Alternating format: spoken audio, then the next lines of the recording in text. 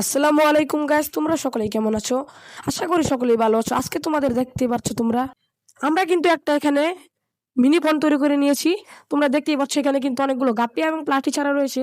এদিকে কিন্তু একটি লোড প্লাটি রয়েছে এবং এখানে কিন্তু কিছু গাপ্পির ফ্রাই রয়েছে, যেটা কিন্তু আমরা কিছুদিন আগে কিন্তু একটা গাপ্পির থেকে সংগ্রহ করতে পেরেছি। এবং তোমরা কিন্তু দেখতে পাচ্ছ এখানে কিন্তু একটি লোডেড গাপ্পি রয়েছে, যেটাকে ব্রিডিং বক্সে বসানো রয়েছে।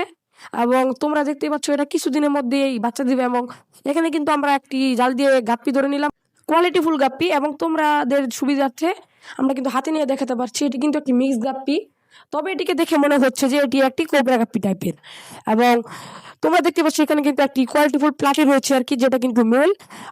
তবে এটার কিন্তু সেখানে রয়েছে। এবং তোমরা দেখতে পাচ্ছ আমরা কিন্তু কোয়ালিটির এই খাবারটাই কিন্তু ইউজ করে থাকি। মাছের এত সুন্দর কালার এসেছে এটি খাইয়ে।